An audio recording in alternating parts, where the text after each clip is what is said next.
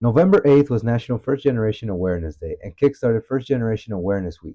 With that, LMU's First to Go hosted a variety of events, one for each day. Monday featured mug painting, hot chocolate, and a chance to unite with the First to Go community. Tuesday's event was entitled Community Building Blocks, where participants painted Jenga blocks to represent their first generation identity and experience. This event allowed for various First to Go community members to gather after their classes, express themselves through color via painting, and have a conversation on the multiple building blocks of their lives. Multiple stories were shared, multiple blocks were painted, and all culminated into a united tower that is made up of the first generation experience. Blue is a very chill color, and I think I'm a really chill person. Um, and I think that because I'm a chill person, people in the first gen community really accept that. And I think that goes to say that like there's no right way, there's no one way to be first gen. And I'm kind of learning that as I'm navigating college, and we're all different.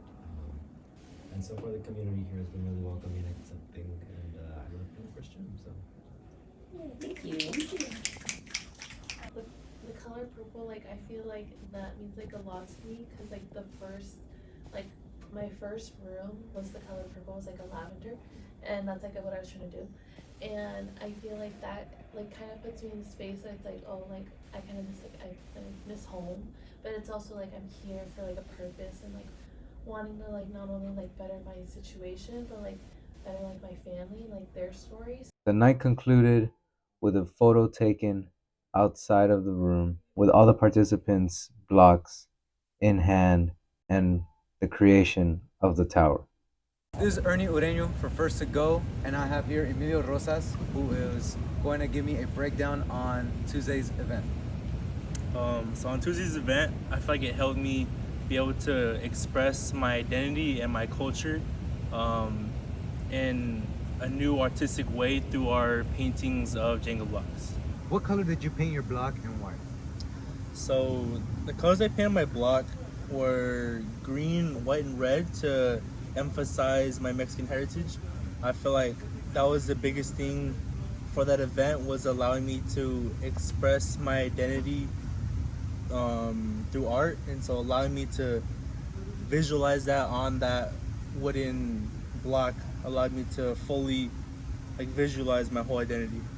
Banner through Experience was the theme for Wednesday's event. It allowed participants to create their own banner and bookmark to express their emotion, experience, and identity. I'm here with Brianna, who is going to break down her experience with the Wednesday event.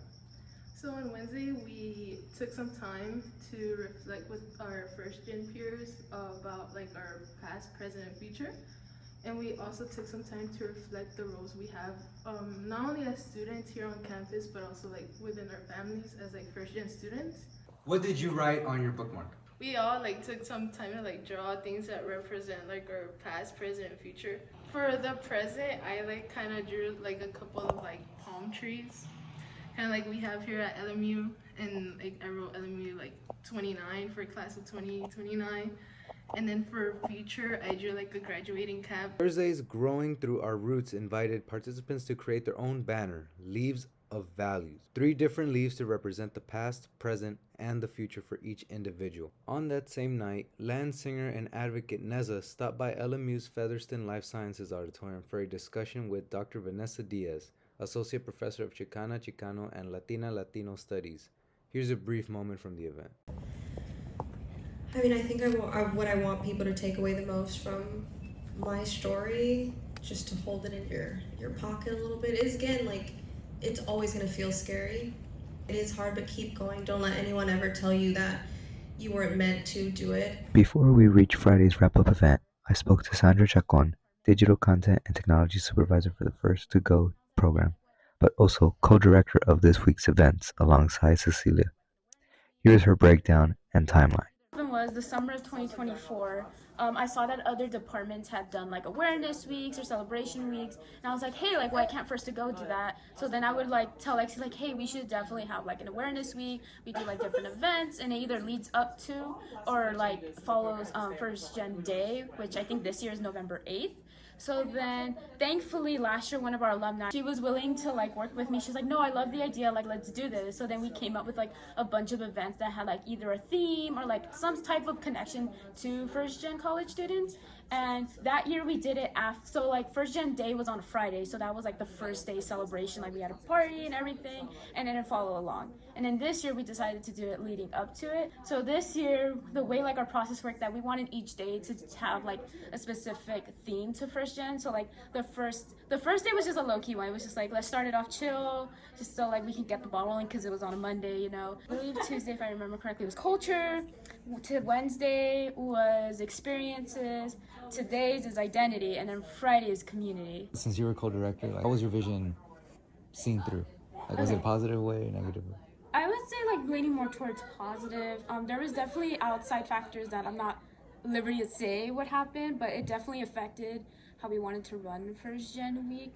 And it was definitely like something that was just out of our control, but we're still determined to have it even if those factors were affecting it. I'm actually glad, considering like those factors, it's been going well. Like even if it's just like the first to go like student staff showing up and participating, that's still like first to go community. And then we've even had students rolling in and be like, oh, like what's going on? And then we're like, no, like come in, like, because we would never shut down allies and accomplices, because like part of the community is like there are people who are supporters who aren't first gen, but like how can we support them? So in terms of like that, it has been going well. We have made it to Friday, and the event was entitled We Got Us, where the wrap-up celebrated everything that makes a person, well, themselves. In celebration, the community gathered to watch Surf's Up and could also answer questions about the connections between the movie and themselves. Jumping off Friday's event with Surf's Up, who is your Big Z? Yeah, so connecting Friday's event to the first to go watching Surf's Up, Big Z is a mentor to Cody and into my life. While watching the movie, I was able to notice some aspects in my life who I connect to and have that mentor type connection. A mentor to me, I would definitely say has to be my grandfather or mother. They kind of raised me and just taught me to be the man who I am today. So it's definitely say those are my mentors in my life. Yeah, so I definitely enjoyed Friday's event. It was a good way to watch a new movie, but also connect with other first to go students. To wrap up on the week, a big thank you to everyone involved with First to Go for their efforts in putting together this week. The party is still going, as it is every day. Every day is a celebration. But the new FTG event happened on Wednesday evening, where Inside Out 2 was shown and was breaking down for our community members. This has been Ernie Ureño reporting. I'll catch you on the next one.